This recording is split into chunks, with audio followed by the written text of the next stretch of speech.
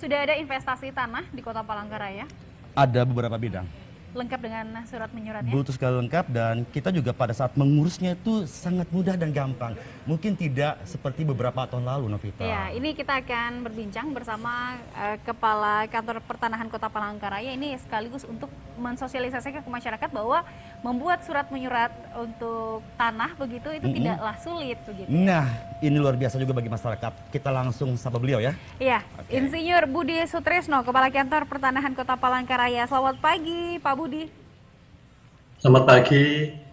Pak, ini Iya, ini Bapak dari Kantor Pertanahan ini banyak sekali inovasi-inovasinya, boleh dijelaskan ke kita Pak, inovasinya yang juga sudah ada di media cetak, kemudian juga di media online begitu yang bisa disosialisasikan kepada masyarakat. baik, terima kasih. Dalam kaitan inovasi, jadi kami sampaikan di sini bahwa di Kantor Pertanahan Palangkaraya sekarang ini ada yang namanya loket prioritas, ya loket prioritas, di mana masyarakat bisa datang untuk mengurus tanahnya sendiri, ya tanpa antrian, ya asal mereka mengurus tanahnya sendiri, tidak melewati kuasa, itu bisa langsung mengurus tanpa antrian. Nah, dengan ini maka diharapkan pengurusan tanah yang biasanya melewati perantara, yang otomatis biayanya menjadi sedikit lebih tinggi seperti itu bisa diminimalisir dan dipastikan bahwa para warga yang mengurus tanahnya dengan melalui loket prioritas ini akan diselesaikan urusannya sesuai dengan ketentuan, yaitu sesuai dengan standar operasional prosedur yang berlaku. Demikian. Pak Budi, ini kan beberapa tahun lalu nih secara pribadi saya pernah langsung untuk mengurus yang namanya sertifikat tanah langsung ke sana. Dan ternyata di sana tuh seperti lokasinya memang seperti para petugas bank, modelnya seperti itu, dan luar biasa, kita juga disambut luar biasa di sana. Nah, yang menjadi pertanyaannya adalah pada saat kita mengurus ini, setelah itu lengkap semua berkasnya, butuh waktu berapa lama kita untuk mendapatkan sertifikat dari Badan Pertanahan Nasional Kota Palangkaraya? Boleh tahu ini Pak Budi? Ya, karena mengurus tanah di BPN ini macam-macam ya, jadi tidak semua waktunya sama. Sebagai contoh, misalnya pengecekan itu 1 hari. Kemudian kalau untuk peralihan hak, balik nama, pewarisan itu 5 hari. Misalnya untuk proses pengukuran itu 12 hari, seperti itu. Jadi masing-masing kegiatan mempunyai SOP-nya sendiri-sendiri, gitu Pak. Ya, kalau melihat banyak sekali inovasi yang bisa ini memotivasi masyarakat untuk bisa membuat sertifikat tanah, melengkapi berkas-berkasnya. Sampai sejauh ini bagaimana antusias masyarakat Kota Palangkaraya untuk membuat sertifikat tanah, Pak? Ya, kalau soal antusias tentu saja masyarakat tentu antusias ya kalau mengurus tanahnya. Hanya saja kami juga perlu beritahukan, jadi kadang-kadang antusiasme warga ini tidak seiring dengan kemudahan-kemudahan yang ada di realitanya. Jadi seperti yang diketahui bahwa di Palangkaraya ini itu areal yang bisa disertifikatkan, yaitu yang dikenal dengan APL, itu hanya 20%. Sisanya itu adalah masih yang dinamakan kawasan hutan, yaitu sekitar 80%. Nah, banyak tanah-tanah warga itu yang dikuasai, baik itu rumah maupun mungkin tempat usaha seperti itu di dalam kawasan hutan. Nah, dalam hal-hal semacam ini, tentu saja karena masih di dalam kawasan hutan, warga belum bisa mengurus tanahnya seperti itu dan menunggu proses pelepasan kawasan hutan yang saat ini sedang dirintis dan mudah-mudahan sebentar lagi akan dilakukan pelepasan kawasan hutan seluas sekitar 12.000 hektar. Demikian. Oke, Pak Budi, ini kan program untuk mendapatkan sertifikat bagi masyarakat ini merupakan salah satu program dari pemerintah pusat.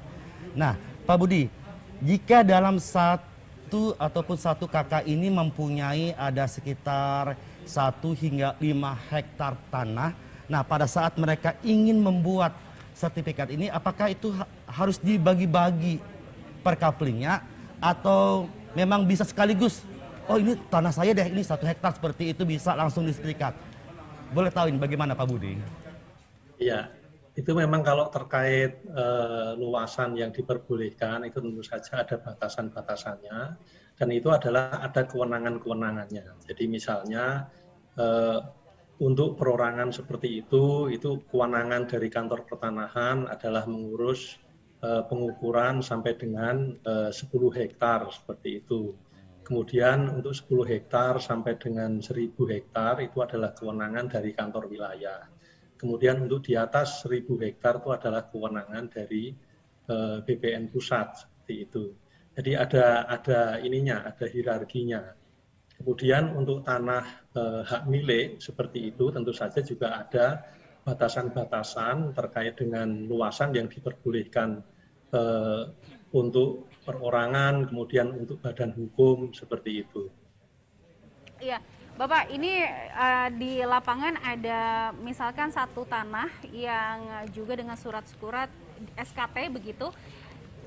Kadang ada beberapa kasus yang satu tanah ini ada pemilik yang menggunakan 1 sampai 2 orang misalkan sama-sama mempunyai SKT. Bagaimana dari pihak pertanahan menyikapi kasus-kasus tersebut, Pak? Iya, tumpang tindih lahan itu ya. Oke. Iya, itulah yang banyak sekali yang terjadi di Palangkaraya. Jadi sebelum masuk BPN pun itu tanah tersebut sudah istilahnya double kepemilikan. Jadi ada satu orang yang mempunyai SKT, ada satu orang yang hanya mempunyai kwitansi, ada yang mempunyai SK wali kota, apapun lah bentuknya. Intinya satu tanah itu dikuasai oleh 1, 2, bahkan 3 pihak. Dalam kaitan ini tentu saja sebelum masuk ke kantor BPN hanya boleh memproses terhadap tanah yang sifatnya sudah clear and clean, jadi tidak ada masalah. Nah, kalau masih ada permasalahan, itu tentu saja diselesaikan dulu. Diselesaikan dulu itu ada 2 cara. Satu, mereka melakukan mediasi atau musyawarah seperti itu. Nah, kalau mediasi atau musyawarah ini tidak menemui jalan keluar, tentu saja mereka harus menempuh prosedur hukum lewat pengadilan. Nah, setelah ada ditemukan satu orang yang betul-betul menjadi pemilik yang sah seperti itu, baru datang ke BPN untuk mengurus tanahnya. Demikian.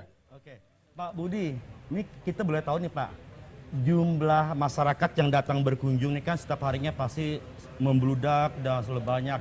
Berbagai pola pemikiran juga tidak mudah untuk mereka datang ke sana dan juga dibantu oleh teman-teman para personilnya. Nah, jumlah petugas kita yang di lapangan sejauh ini minim kah? Dan jika minim, bagaimana sih caranya untuk mensiasatinya Pak? Boleh tahu nih Pak? Iya, itu termasuk Kementerian Agraria dan Tata Ruang sudah membuat terobosan-terobosan. Kalau dahulu yang namanya petugas lapangan, petugas ukur itu harus berstatus PNS seperti itu. Nah ternyata PNS ini kan rekrutmennya tidak sesuai dengan harapan. Bahkan ada saat-saat kita ada moratorium penerimaan PNS. Nah terkait itu kementerian sekarang terkait dengan petugas lapangan ini mengenalkan yang namanya surveyor berlisensi. Surveyor berlisensi ini adalah orang yang mempunyai kompetensi tertentu, misalnya adalah SMK di bidang pengukuran, geomatika seperti itu. Ini bisa bekerja di BPN setelah mempunyai lisensi. Jadi mereka tes seperti itu, nanti diberikan lisensi. Nah, setelah mempunyai lisensi, mereka bisa bekerja seperti PNS, seperti itu. Jadi bisa melakukan pengukuran seperti itu layaknya pegawai negeri, demikian. Selama pandemi ini tentu masyarakat juga akan terbatas begitu untuk ke kantor pertanahan. Ini apa yang bisa dilakukan masyarakat jika ingin ke kantor pertanahan, namun ini terkendala dengan masa pandemi seperti ini? Apakah ada cara untuk bisa mengurus secara online begitu, Pak? Iya, nah itu sekarang juga yang dikembangkan oleh Kementerian Agraria.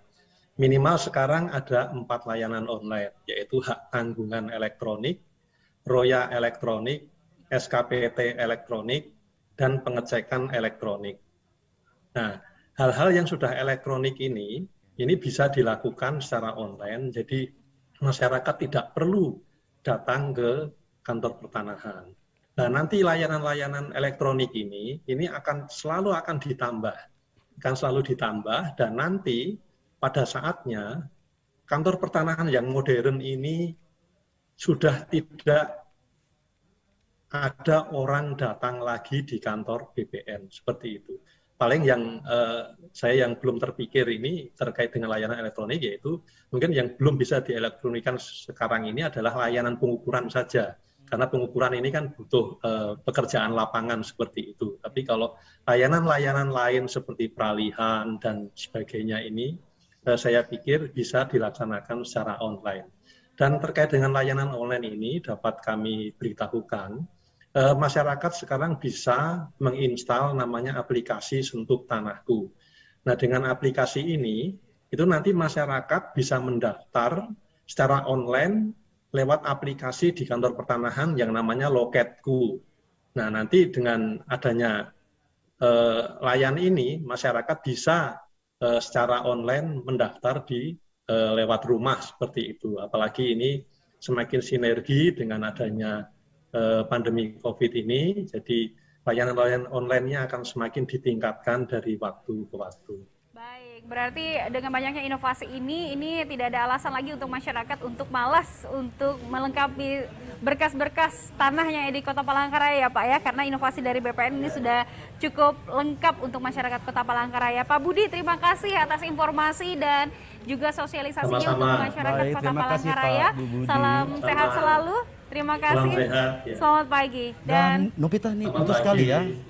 Ini menarik sekali dan ini juga kesempatan bagi masyarakat untuk jangan sampai lengah untuk menjaga tanahnya. Ya. Ayo kita sama-sama untuk menjaga dengan caranya adalah melengkapi berkas dan juga kita datang ke Badan Tanah dan Kota Palangkaraya ya. Dan juga tidak lupa untuk bisa merawat dari Betul sekali. tanah-tanah yang ada di Kota Palangkaraya yang memang resmi milik dari warga masyarakat Kota Palangkaraya yang tentunya lengkap dengan berkas-berkasnya. Saya setuju itu.